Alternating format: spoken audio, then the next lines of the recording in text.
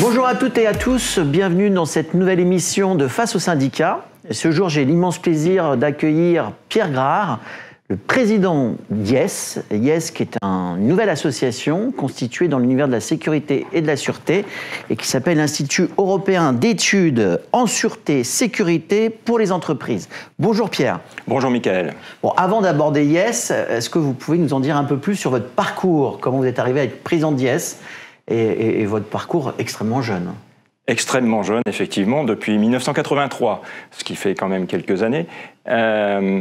J'ai commencé dans la profession comme chargé de sécurité pour des entreprises d'installation d'alarmes. Et très vite, je me suis aperçu qu'il y avait un manque dans la profession de structures de conseil intermédiaires entre le client et les installateurs. Et donc j'ai créé en 1984 le premier cabinet de conseil en sûreté-sécurité en France. Et je suis depuis agréé du CNPP en 1986 et j'ai rejoint ensuite une structure un peu plus importante d'études, toujours sur les problématiques de sûreté-sécurité. En 1998, j'ai été directeur sécurité du centre Pompidou à Paris.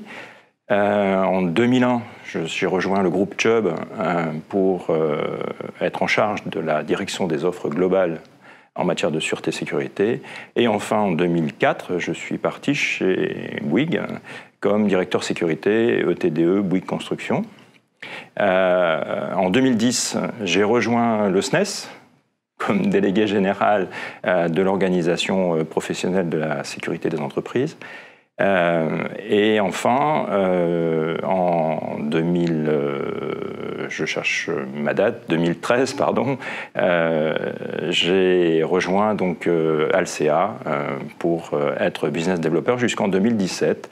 Et en 2017, vu mon jeune âge, j'ai pris ma retraite officielle et professionnelle. Mais ça ne m'empêche pas de continuer à œuvrer pour la profession. Bon, et puis on peut rajouter aussi, bien sûr, la cofondation avec nous de l'Agora des directeurs de la sécurité. Vous avez aidé à cette création et on ne peut que s'en féliciter puisqu'aujourd'hui c'est le premier réseau français de directeurs de sécurité et vous en êtes grandement responsable, si j'ose dire, mon cher ami. Merci, Mickaël, je vous en laissez la primeur. Voilà. Alors, bon, ça c'était votre parcours. C'est votre parcours, pas c'était, c'est votre parcours. Maintenant, IES, la carte d'identité d'IES. C'est quoi ? IES est une association loi 1901, totalement indépendante, qui est née d'une réflexion mature, qui remonte à plusieurs années, où on s'est à plusieurs aperçu qu'il y avait un manque entre les différents réseaux sociaux, relationnels qui existent aujourd'hui et la fonction de directeur sécurité. Il manquait un espace réel de réflexion, un espace de travail collaboratif pour faire, et ça c'est vraiment l'ADN de IES, de faire évoluer la fonction de directeur sécurité vers une profession reconnue. Reconnue par tous, reconnue par l'État, reconnue par les entreprises. Donc ça, c'est vraiment l'objectif souhaité de IES. La création officielle de IES ? Alors, la date de création officielle en tant qu'association est de juin 2019, mais elle a été annoncée officiellement le 18 septembre 2019, d'ailleurs, lors d'une soirée Agora à Paris. Combien de membres aujourd'hui, IES ? Alors, aujourd'hui... Et quelles sont les conditions pour y rentrer ? Alors, à aujourd'hui, donc, IES compte 42 membres. Nous avons une marge de progression qui est relativement intéressante puisque nous avons beaucoup de sollicitations.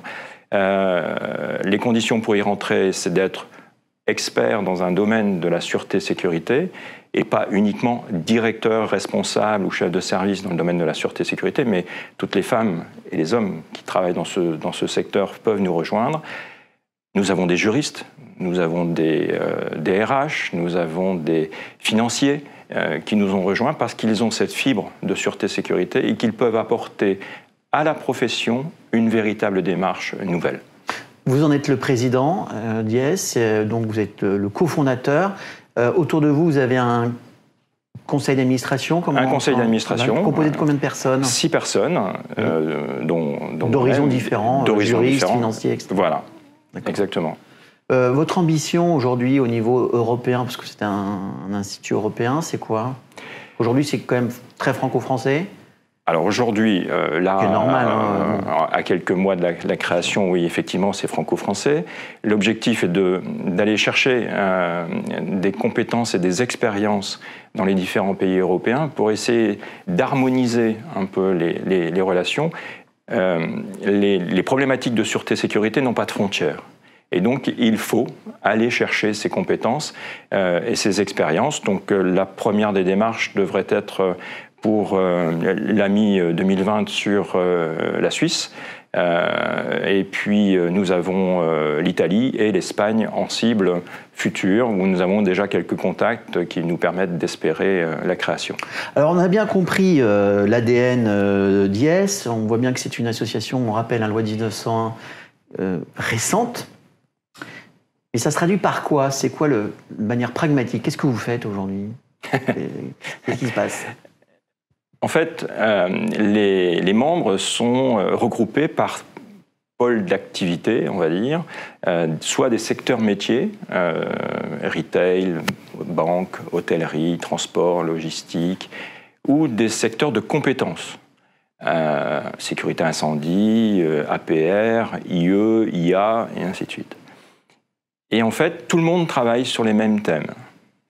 Ces thèmes ont été choisis par les membres, et chaque groupe de travail produit une synthèse de ses réflexions sur le thème.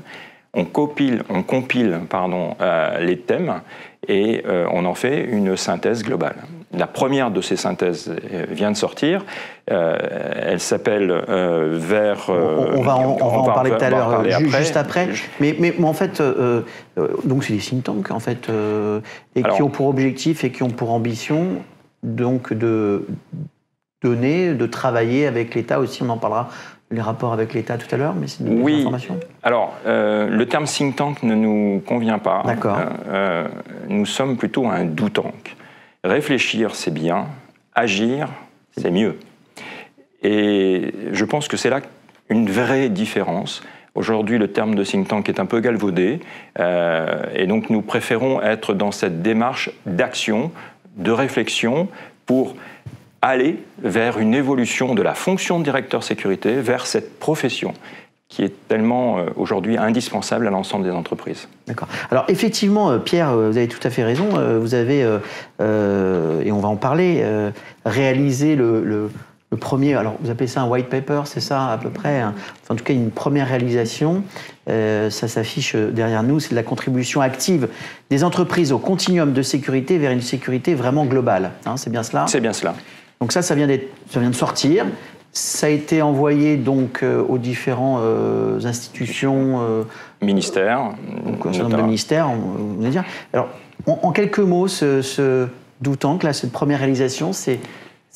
En fait, la réflexion des membres de IES a été de se dire le continuum de sécurité tel qu'il existe aujourd'hui a une vertu honorable, mais uniquement régalienne. Et nous souhaitons sortir de ce paradigme régalien pour dire que les entreprises sont aujourd'hui un acteur incontournable de ce continuum de sécurité. Rappelons simplement que pour faire des chiffres ronds, sur les 60 millions d'habitants en France, il y a 30 millions de salariés d'entreprise, toutes tailles confondues. Et si on impliquait ces 30 millions de salariés d'entreprise à une véritable sensibilisation au continuum de sécurité, l'État atteindrait l'objectif souhaité, c'est que tout le monde se sente concerné par cette problématique d'avoir les réflexes, la vision des problématiques de sûreté et de sécurité sur le territoire. Donc ça, c'est l'objectif de ce premier white paper, où il y a un certain nombre de descriptions, j'imagine, qui ont été mises en relief. Tout à fait. Les réactions aujourd'hui des institutions, ça vient d'être envoyé, mais vous savez que ça a été lu en tout cas. On sait que ça a été lu, que ça a surpris et que c'est. Pourquoi ça a surpris? Parce que, on ne nous connaissait pas suffisamment, bien évidemment, on vient d'être créé, et on ne s'attendait certainement pas à une créativité immédiate. Et donc la surprise vient plutôt du fait que ça a été un peu rapide.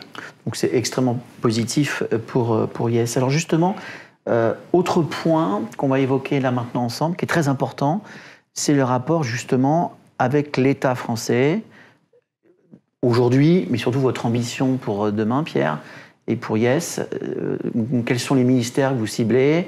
Bien sûr, il y a le ministère de l'Intérieur, la Justice, la Défense, mais aussi l'Éducation nationale, les Affaires étrangères, etc. C'est quoi votre ambition autour de ça? Et quel serait pour vous le pari réussi en disant ça y est, c'est bon, on a réalisé nos objectifs, on est content?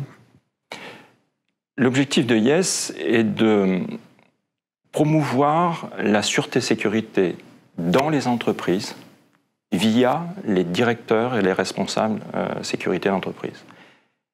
Et notre souhait est que l'État comprenne que l'entreprise, qui est un lien social important, un support économique essentiel, prenne en considération que la sûreté-sécurité des entreprises est une valeur supplémentaire de l'État. Et pour ce faire, nous souhaitons interpeller les différents ministères qui peuvent être concernés. Vous en avez cité quelques-uns, mais bon, il peut y en avoir d'autres, les affaires sociales, par exemple, et de prendre vraiment en considération cette dimension sûreté-sécurité qui doit être présente dans toutes les entreprises et pas uniquement les grandes entreprises. Oui, l'idée, c'est vraiment la transversalité qui est cherchée, à la fois à l'intérieur de l'entreprise, à la fois à travers les salariés et à la fois à travers les relations avec l'État, parce qu'on pourrait parler aussi de la santé, pourquoi pas, les hôpitaux qui sont touchés beaucoup par les problèmes de sécurité aujourd'hui. C'est le transport, etc. C'est d'être dans le sens, l'objectif est d'être dans toute cette mouvance-là, en fin de compte. Tout à fait. Voilà. Alors, on ne peut pas parler de lobbying, parce que ce mot est fort et puis de temps en temps mal interprété, ce n'est pas du tout l'objectif. On va parler plutôt d'être un acteur incontournable, un influenceur vertueux. Influenceur vertueux, oui. Ça, nous n'avons, comme je l'ai dit tout à l'heure, nous sommes indépendants, et donc nous n'avons pas de pression particulière, et nous souhaitons répondre à toutes les sollicitations qui peuvent être faites. L'objectif est de promouvoir la notion de sûreté-sécurité en entreprise. Le domaine du régalien n'est pas notre domaine de compétence. Bien au contraire, on est plutôt dans cette approche de dire l'entreprise est un facteur économique extrêmement important sur lequel on doit réfléchir sur les problématiques de sûreté-sécurité, et on pourrait éventuellement regretter que quelquefois l'État impose aux entreprises des règles, des normes, des lois, des décrets qui sont certes importantes pour l'État, mais qui sont quelquefois mal réalisables, mal applicables dans le domaine de l'entreprise. Donc il faut qu'on ait un véritable dialogue entre le monde des entreprises et l'État. Et sur la partie sûreté-sécurité, Yes se veut être un interlocuteur incontournable. Autre point important, on a parlé de la rapport avec l'État, c'est aussi le rapport avec les autres associations et syndicats. Donc on est dans l'émission Face aux syndicats, ça tombe bien. Ou autres organisations. Qu'en est-il aujourd'hui sur ces rapports-là? Personnellement, j'ai des rapports excellents avec tout le monde. En tout cas, je n'ai pas, à ma connaissance, de personnes avec qui j'ai une relation conflictuelle. L'objectif de Yes, c'est d'être ouvert à tous et à toutes. C'est d'être dans la notion de l'écoute et du partage. Il y a des bonnes idées partout, mais il y a des bonnes idées à partager surtout. Donc nous souhaitons répondre à toutes les sollicitations qui peuvent exister. Bien entendu, nous avons une relation, j'allais dire, historique avec l'Agora. Vous l'avez rappelé, Michael. Et donc je suis heureux d'annoncer que nous aurons un partenariat national avec l'ensemble des clubs Agora Sécurité. Qui sera signé le 6 février lors du gala des directeurs de la sécurité. Avec les autres clubs réseaux du secteur de la sécurité, nos relations sont cordiales, Avec le GES, ça se passe bien. Vous étiez à Nantes. À la Baule. À la Baule, pardon, absolument. Tout à fait. Ça se passe bien. J'ai pas de... GES qui sera bientôt l'invité ici du plateau de Face au syndicat. Par contre, la création de Yes, c'est quand même... bon, autant il y a le partenariat qui est mis en place avec l'Agora Directeur de la Sécurité. L'Agora Directeur de la Sécurité, au niveau national, premier réseau de directeurs de sécurité, est complémentaire du CDSE. Par contre, on a le sentiment qu'Yes, et dans tout ce que vous avez exprimé, dans le côté d'Ousang, justement, arrive un peu de manière frontale ou concurrentielle du CDSE. Non, différent. Différent. Et justement, c'est dans cette différence que l'on verra l'efficacité de Yes. Donc non, pas de frontalité particulière. Ma ligne est ouverte pour entendre M. Voland ou les différents représentants du CDSE. Je n'ai aucun problème sur ce point. Dernier point important, l'international, parce que l'Institut européen, on a parlé, alors vous avez quand même un membre aujourd'hui qui est suisse. Tout à fait. On peut le dire. Il y a des ambitions très fortes au niveau international. Rappelez-nous, quel sera le premier pays ciblé ? Alors le premier pays ciblé, c'est la Suisse, bien évidemment, avec une antenne, on espère, à Genève. Ensuite, les deux autres pays qui sont directement ciblés, c'est l'Italie et l'Espagne. Simplement parce que nous avons des relations privilégiées avec quelques personnes en Italie et en Espagne. Et puis, bien évidemment, l'un des objectifs importants, c'est aussi la Belgique, Bruxelles, puisque si on dit européen, il faut évidemment que nous soyons présents à Bruxelles. Bien sûr.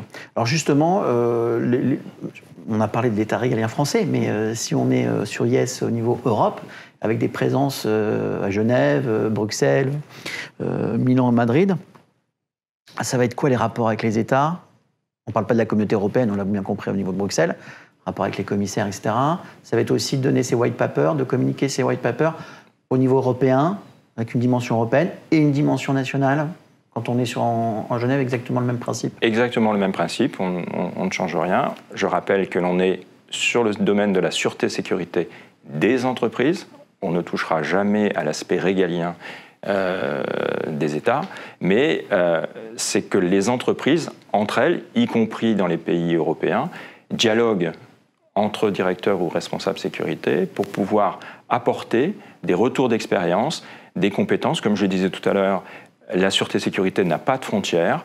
Ce qui se passe en Italie, ce qui se passe en Espagne, ce qui se passe en France, ce qui se passe dans tous les pays européens, ce sont des sujets qui nous concernent tous.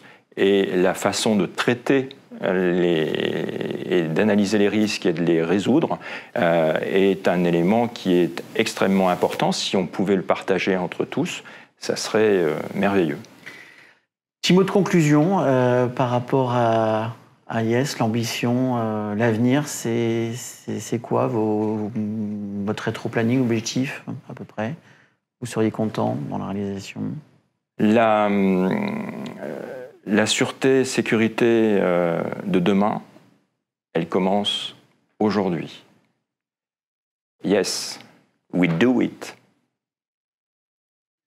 Et vous pouvez compter sur notre présence importante dans les réseaux et sur l'ensemble du territoire, dans un premier temps français, pour être actif dans l'évolution de cette fonction de directeur sécurité vers une véritable profession reconnue.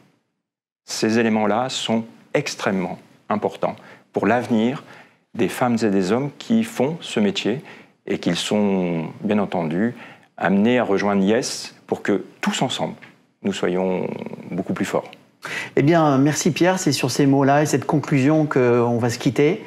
Donc c'était Face au syndicat avec Monsieur Pierre Grard, président de la nouvelle association et de l'Institut européen, donc Yes.